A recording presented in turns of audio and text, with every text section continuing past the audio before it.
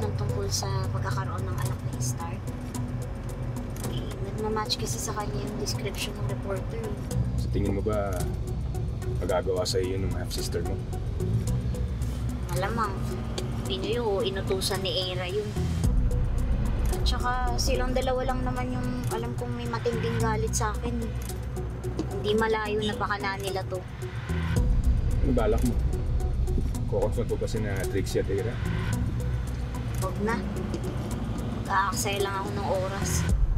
Sigurado naman ako na i-deny lang nila yun eh. At saka masyado na akong maraming problema. Ayoko na ng dagdag ko din. Ganun. Eh bakit gusto mo pa rin pumunta ngayon sa Keystone? Gusto ko kasi sanang makausap si Attorney Mayor. Gusto kong mag-sorry sa kanya kasi pinagbintangan ko siya na siya yung nag-leak ng tungkol sa anak ni Star. Ready ka na rin bang pag-usapan yung pagiging mag-ina niya?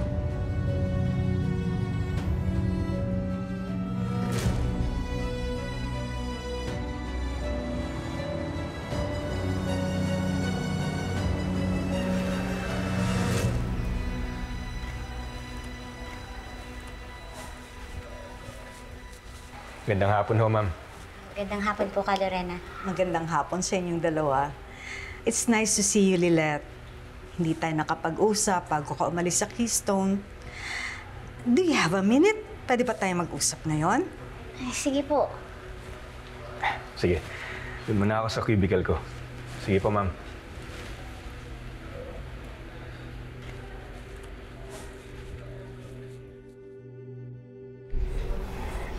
Lorena, pasensya na po kung hindi na po ako nakapagpaalam sa inyo nung umalis ako ha. Hindi ko na po kasi talaga kinakaya yung working environment dito sa Keystone eh. Kaya nag-resign na po ako. Cons and I respect your decision, Lilette. Alam namin na nahirapan ka mag-adjust sa new management.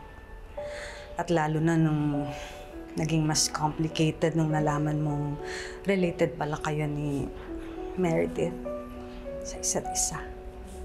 Alam niyo na po yung tungkol doon? Kaya nga nung narinig ko yun, I was so worried about you. Alam ko mahirap para sa yung tanggapin na biological mother mo si Meredith. Hindi pa nga po kami nakakapag-usap ng masinsinan eh. Pero siguro po pag narinig ko naman yung side niya, mas maiintindihan ko na baka first step na po yun para magkaayos kami. Yeah. I hope ma-reconcile niyo yung mga issues ninyo. Kaya lang, kilala ko kasi si Meredith mula nung college. I'm just concerned. Baka hindi niya ma-fulfill yung mga expectations mo. Ano pong ibig niyo sabihin? Ayoko na lang magsalita kasi alam mo namang ayaw namin sa isa't isa, di ba? Kaya baka sabihin mo, binabadmouth ko siya. Alam ko naman po na gusto niyo lang makatulong eh. Kaya okay lang po, i-share niyo na po. Alright. I will be totally honest with you. Hindi ka nakakasiguro kung totoong masaya si Meredith na nag-reconnect kayo. Kasi kung mahal ka niya talaga, bakit ka niya inabandon in the first place? At saka kung talagang longing siya na makasama ka ulit, bakit hindi siya nag-effort na hanapin ka niya for the past years? Lilette, look, kung ina mo talaga si Meredith, di ba dapat merong lukso ng dugo? Tsaka dapat mabait siya sa'yo. Pero, imbis na pakitaan ka niya ng kabutihan, lalo ka lang niyang inaaway, pinahihirapan. Swerte ka lang na nandyan si Tinang. Lagi siyang andyan sa'yo kahit anong oras. At ako, tinuring na kitang parang anak. Pero si Meredith, maaring sinilang ka niya, but she was never a mother to you. Kaya, ganito ha, pag-isipan mo ng mabuti kung tatanggapin mo siya o papatawarin kasi baka mamaya wala ka namang maaasahan pala.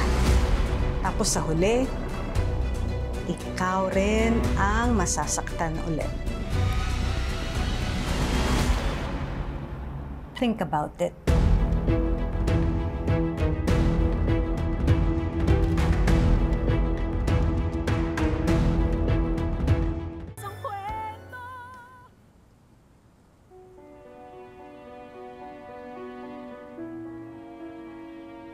Okay, first of all, I want you to write a legal opinion para sa ating client na gusto makipag-merge sa isa pang company.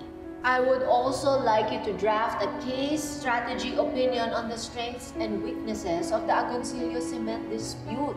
Pagkatapos, i-prepare mo na rin ito, ha? Yung finance and investment contracts ng Pinoy Crypto Ventures. I want all of these presented sa board tomorrow morning. Paano nangyari yun eh? Akala ko... Pumalpak ka na nga, you can't even be accountable for it! Maaring siyang nagsilang sa'yo, but she was never a mother to you.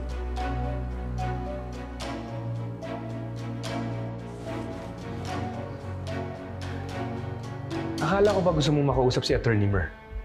Tara na, samahan kita sa opisina niya. Nagbago na yung isip ko, Kurt. Hindi na ako dapat pumunta dito eh. Bakit biglang nagbago isip mo? Lilet, sagutin mo naman ako. May nasabi ba sa'yo si Ma'am Lorena?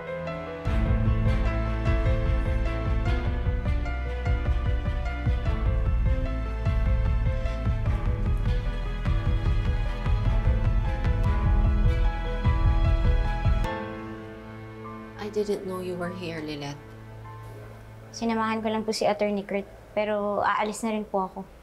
Please don't go. Mag-usap muna tayo. Pagbigyan mo naman ako.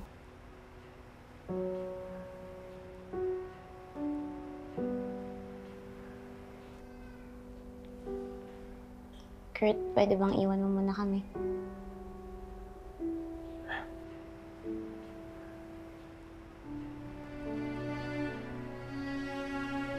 Hindi ko pwede magtagal. Kaya kung ano man po yung sasabihin nyo na po. Lilet, I'm so sorry. Patawarin mo ako sa lahat ng nagawa ko sa iyo. I did something that's unforgivable as a mother. Nung inabandon kita as a baby. Pero sana malaman mo, nagsisisi ako sa lahat ng ginawa ko. Pinagsisisihan ko lahat yun. At sana, mapagbigyan mo akong maitama yung pagkakamali ko. Sana kahit mo paano, hayaan mo akong makabawi sa'yo. Please, Lilet. Give me a second chance. Kung mahal ka niya talaga, bakit ka niya inabandon in the first place? At saka kung talagang longing siya na makasama ka ulit, bakit hindi siya nag-effort na hanapin ka niya for the past years?